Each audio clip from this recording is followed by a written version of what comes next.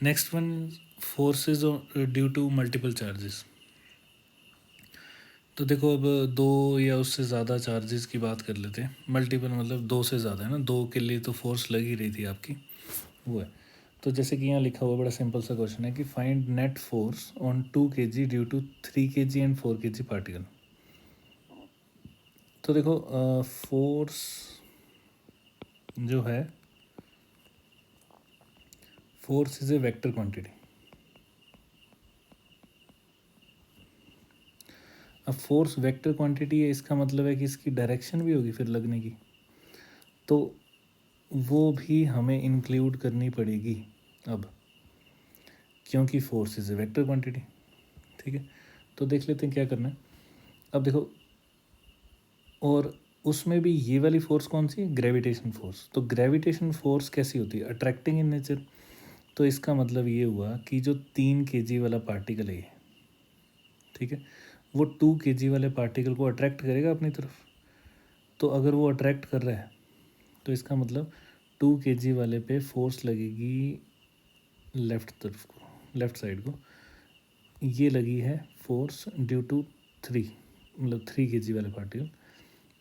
तो ऐसे ही आप अपनी मर्ज़ी से नाम दे सकते हो ताकि आपको पता चल जाए, force due to 4 kg particle. तो जो आपका मन हो आप वो नाम दे सकते हो इसको, ठीक है।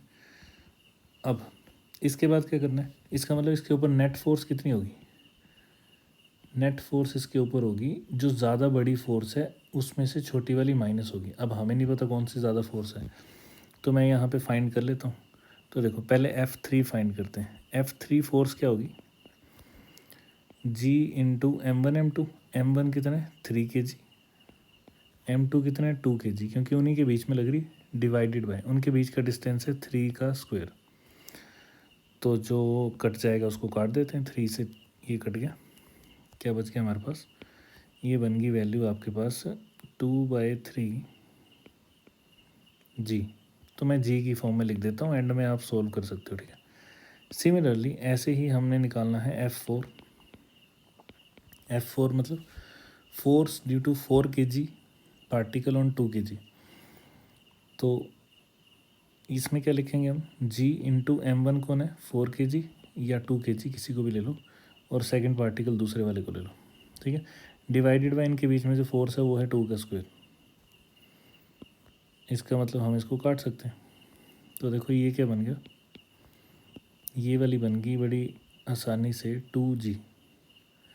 अब ये 2G और वो है 2/3, 2/3 का मतलब हो गया लगभग 0.66G, मतलब 0.6G लिख देता हूँ मैं। अब ज़्यादा बड़ी कौन सी है, 4 की वजह से। इसका मतलब नेट फोर्स कितनी होगी, F4 माइनस F3, और होगी किस तरफ, जो आंसर आएगा वो डायरेक्शनल होगा ना, तो मतलब 2 kg वाला पार्टिकल इस तरफ जाएगा, खींचा चला जाएगा, क्योंकि ये अट्रैक्टिव फोर्स है। तो वैल्यू लिख देते हैं हम, नेट फोर्स कितनी आ जाएगी इसके पास, 2G माइनस 0.6G, 2 में से 0.6 गए तो बना 1.4G, ठीक है। अब आप इसमें G की वैल्यू खुद पुट कर सकते हो अकॉर्डिंग टू ऑप्शंस। अगर ऑप्शन में पूरा सॉल्व किया तो फिर आपको पूरा सॉल्व करना पड़ेगा, ठीक है। तो इतने न्यूटन आंसर बन गया आपके पास। नेक्स्ट देखो, next one is find net force on any one of the particle. इनमें से किसी एक पे फाइंड कर देते हैं। तो एग्जांपल के लिए मैं इस वाले पार्टिकल को ले लेता हूँ, इसके ऊपर फोर्स फाइंड करनी है हमें, ठीक है। तो देखो अब ये इक्विलेटरल ट्रायंगल है, साइडें भी दी हैं, मास भी दी है, सब कुछ दिया है।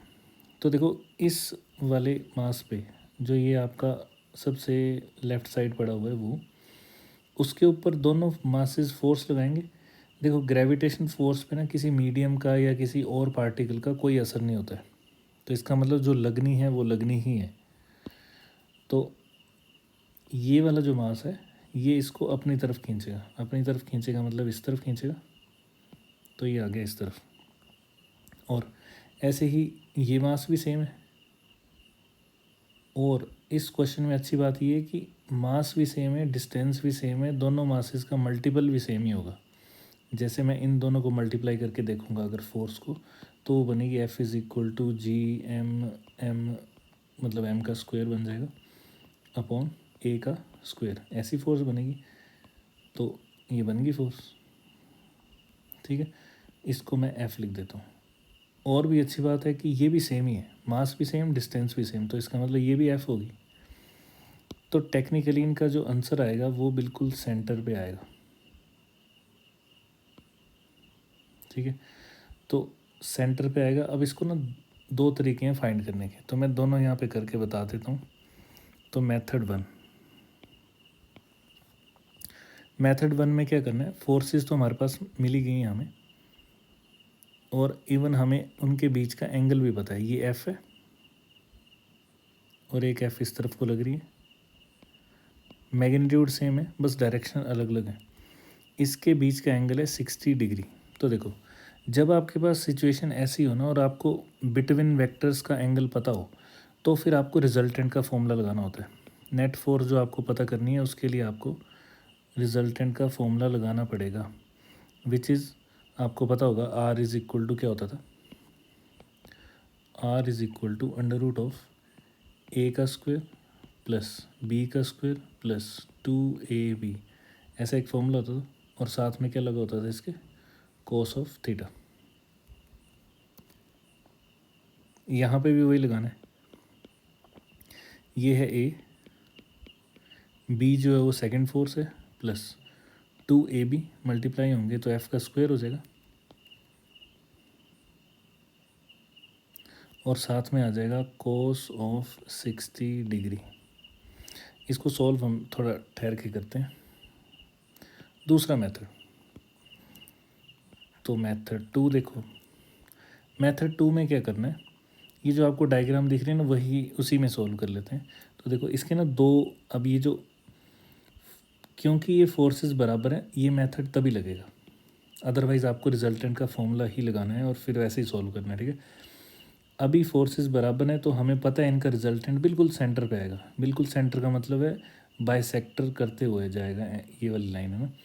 तो किसको बाइसेक्ट करते हुए जाएगी, इन एंगल्स को। तो 30 और 30 डिग्री के बन जाएंगे 60 डिग्री का एक एंगल, क्योंकि इक्विलेटरल ट्रायंगल था, ठीक है। अब आपने ध्यान ये रखना है कि अगर ये फोर्स एफ है तो इसका एक कंपोनेंट इस तरफ होगा, तो वो क्या बन जाएगा, एफ कोस थीटा, थीटा मतलब 30 डिग्री। सिमिलरली दूसरी फोर्स जो है उसका भी एक कंपोनेंट इस तरफ होगा, वो भी इतना ही होगा, तो इसको मैं डबल कर देता हूँ। तो देखो नेट फोर्स कितनी आ गई, नेट फोर्स जो कि यहाँ पे भी नेट फोर्स थी वो आ गई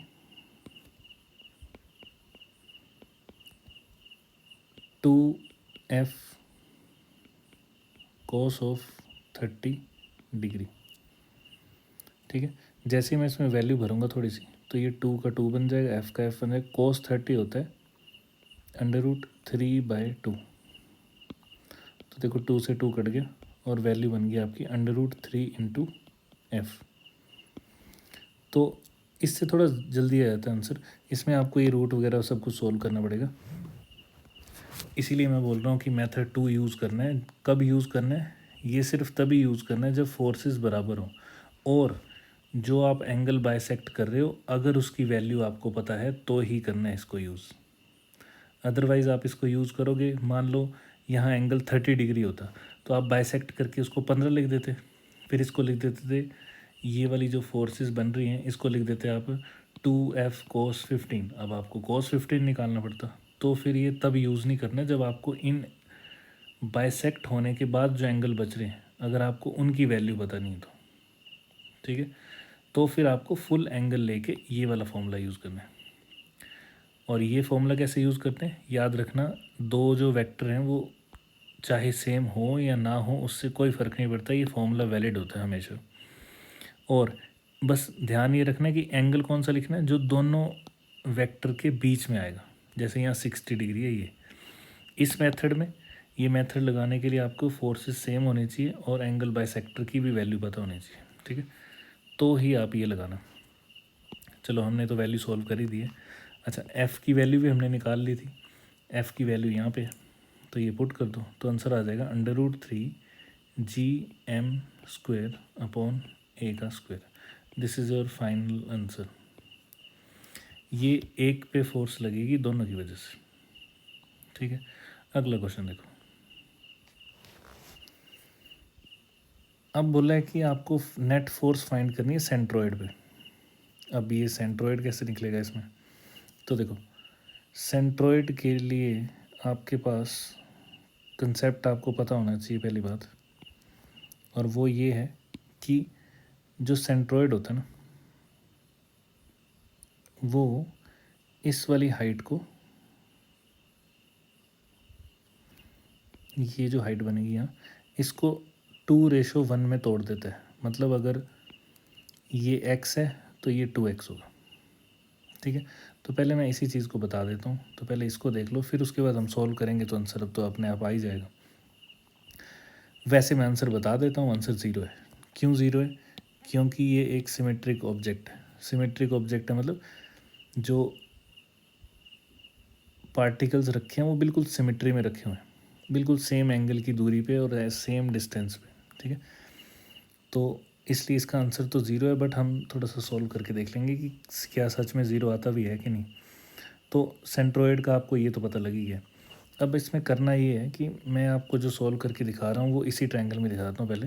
तो देखो ये है 60 डिग्री, ये हमें पता है ए है, नीचे साइड है, तो ये इतनी सी कितनी होगी, ये a/2 होगी।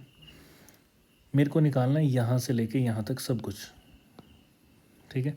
तो मेरे को फुल लेंथ पता करनी है ऊपर से लेके नीचे तक, हाइट मतलब। तो इसको मैं h लिख देता हूँ। तो अगर आप इस लेफ़्ट साइड वाले ट्रायंगल को देखो, कौन से वाले को, सिर्फ इतने को, इसको देखोगे तो इसमें देखो tan 60 is equal to perpendicular upon base होगा। तो इसका मतलब है कि मैं यहाँ लिख सकता हूँ tan 60 is equal to perpendicular is h upon base is a/2। a/2 को ऐसे रहने देते हैं, हमें h फाइंड करना है, तो h is equal to cos 60, sorry tan 60। tan 60 is √3 a/2, this is your full h। ये आ गया आपके पास h, ठीक है। अब आते हैं x और 2x पे। चलो 2x तो हमें पता ही है, x निकलेगा तो वो भी आ जाएगा। x फाइंड करने के लिए आपको क्या करना है, आपको एक लाइन लगानी है यहाँ से x तक, इसको जोड़ दो। अब आपके पास ये छोटा ट्रायंगल बन गया, देखो ये इतना सा, ठीक है। और इसका तो एंगल भी पता है आपको, क्योंकि ये सेंट्रोइड की तरफ जा रही लाइन, तो ये इसको बाइसेक्ट करती हुई ही जाएगी। ये 30 डिग्री भी आ गया। अब आपको बस इस छोटे वाले ट्रायंगल पे tan थीटा की वैल्यू लिखनी है। तो tan 30 कितना होता है, tan 30 इज इक्वल टू, दिख रहा होगा आपको ट्रायंगल में, परपेंडिकुलर अपॉन बेस a/2। तो देखो x की वैल्यू आ गई 1/√3 इंटू 2, मतलब इंटू a/2, तो इंटू a/2। तो अगर आप इसको ठीक से लिखोगे तो ये वैल्यू बन जाएगी आपके पास x is equal to a/2√3, ये बन गई। अब आपको ये भी याद रखना है कि ये तो नीचे वाला डिस्टेंस था, ऐसे ही एक 2x भी है हमारे पास, तो उसकी वैल्यू से डबल होगी। डबल मतलब a/√3, ठीक है, ये बन गई वैल्यू। तो ये मैंने आपको पहले भी बताया हुआ है, तो अब इसको चीज़ को अब आपने याद रखना है, ठीक है। फिर भी याद रखने के लिए मैं आपको बता देता हूँ, निकालना तो चलो ऐसे ही है, याद रखने के लिए आपने क्या याद रखना है वो बता देता हूँ। तो देखो याद रखने वाली चीज़ ये है कि यहाँ से मैं नाम दे देता हूँ इसका नाम दे देता हूँ A, B, C, और इसका नाम फ़िलहाल के लिए दे देता हूँ D, और सेंट्रोइड का नाम दे देता हूँ O, ठीक है। तो आपको याद रखना है कि जो AO होता है, A इंटू ओ नहीं, AO डिस्टेंस जो है वो है साइड डिवाइडेड बाय √3, ठीक है। फिर आपको याद रखना है कि जो OD है वो है इसका हाफ मतलब a/2√3। तो आपको बस ये दो चीज़ें याद रखनी है। फिर आपने ए डी निकालना होगा तो आप चाहो तो इनको ऐड कर दो, ठीक है। अगर आपको ए डी निकालना है और आपको ये याद है तो आप इनको ऐड कर दो, ठीक है। तब भी बन जाएगा आपके पास, क्या बनता है तब, √3 साइड बाय 2। तो याद रखना ऐसे बनता है। तो आपको ये कंसेप्ट अब याद ही रखना है। अब आ जाते हैं क्वेश्चन पे। क्वेश्चन एक्चुअली में ये था ही नहीं, क्वेश्चन बड़ा आसान सा था, इसलिए सब कुछ लिखने की ज़रूरत है भी नहीं, बट आपको फिर भी याद रखना है क्योंकि हो सकता है कहीं और इसकी ज़रूरत पड़ जाए। तो फिर से आ जाते हैं सेंट्रोइड में। ये है आपका सेंट्रोइड।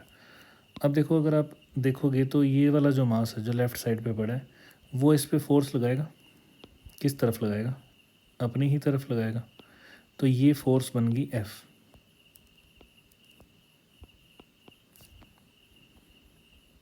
ठीक है। सिमिलरली ये राइट साइड वाला भी अपनी ही तरफ लगाएगा फोर्स F। अब आप इस छोटे वाले ट्रायंगल को देखो, ये जो आपका ऐसे दिखाई दे रहा है, ऐसे वाला, इसमें यहाँ पे 30 डिग्री है, यहाँ भी 30 डिग्री, क्योंकि बाइसेक्टर है ना, ये 30 है, ये 30 है, तो ये कितना हुआ फिर, तो 180 होता है। वैसे 180 में से 60 चले गए तो ये बना 120 डिग्री, ठीक है। इसका मतलब ये हुआ कि ये जो नीचे दो फोर्सेस हैं, ये वाली जो दिख रही हैं आपको, इनकी वैल्यू है F, क्योंकि मास सेम, डिस्टेंस सेम, सब कुछ सेम, ठीक है। अच्छा, यहाँ पे मास नहीं पड़ा है तो इस पे लिए हम एक टेस्ट मास ले लेते हैं, ठीक है, जब ज़रूरत पड़ती है तो। अब आपको इसका ना रिजल्टेंट निकालना है जो कि इस तरफ को होगा। मैंने आपको अभी अभी तरीका बताया था करने का कि अगर आपके कंपोनेंट्स की वैल्यूज़, मतलब जो दो फोर्सेस आएंगी जिनका रिजल्टेंट आपने निकालना है, अगर उनकी वैल्यू सेम है तो आप सेकंड मेथड यूज़ कर सकते हो, ठीक है। और सेकंड मेथड के हिसाब से क्या करना था, सेकंड मेथड के हिसाब से आपको इस एंगल को तोड़ देना था दो अलग अलग एंगल्स में जो कि इक्वली होंगे। तो ये भी बन गया 60 और ये भी बन गया 60। अब देखो, लेफ़्ट वाली जो फोर्स है उसका कंपोनेंट आएगा इस डायरेक्शन में, और वो कितना बनेगा,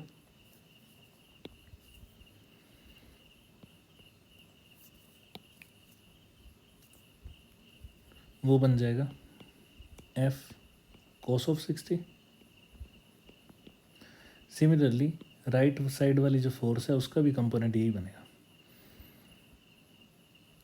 तो यहाँ लिख देता हूँ मैं, that is also F cos 60। अब अगर आप इनको सॉल्व करोगे तो रिजल्टेंट यहाँ बीच में आ जाएगा, तो यहाँ मैं लगा देता हूँ अब इस डायग्राम में, which is 2F cos 60, 2F cos 60।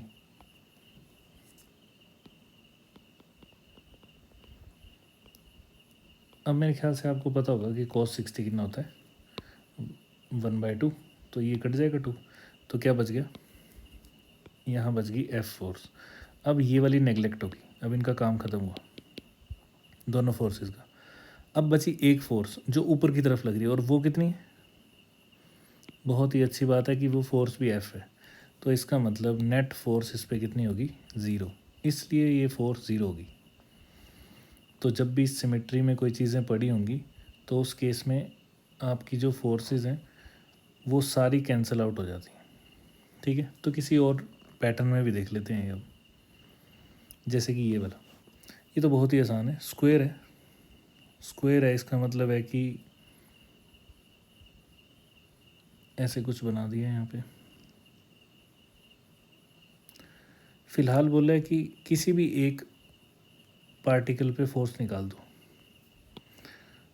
तो फोर्स निकाल लेते हैं, किस वाले पे निकालेंगे, इस वाले पे निकाल लेते हैं, इस पे।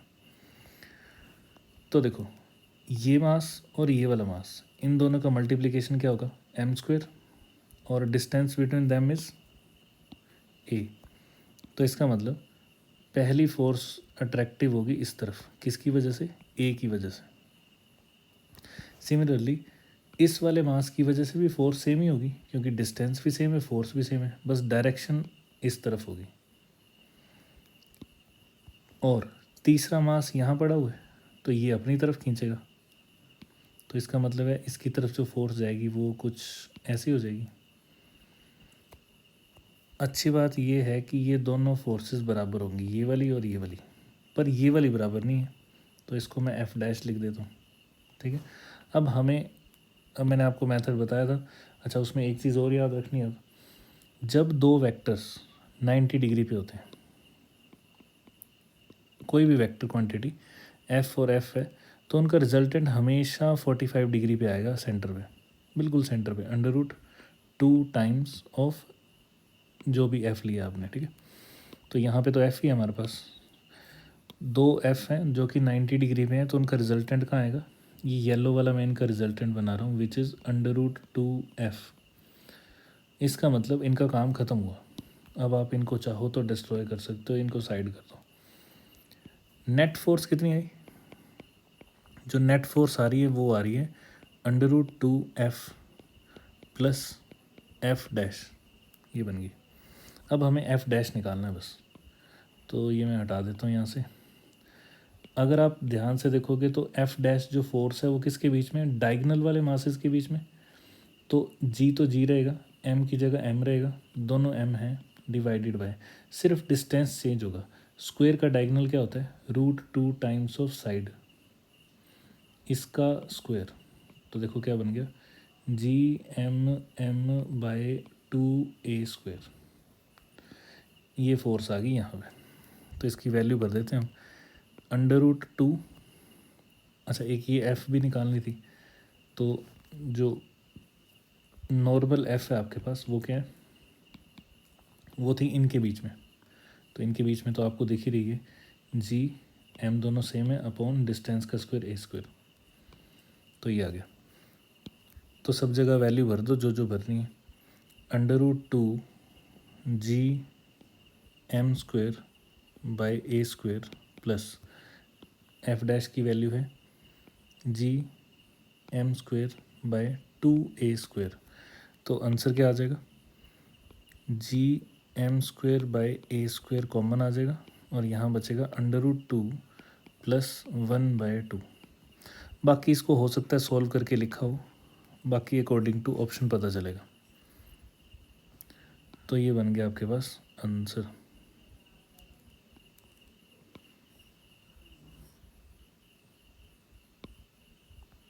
ठीक है।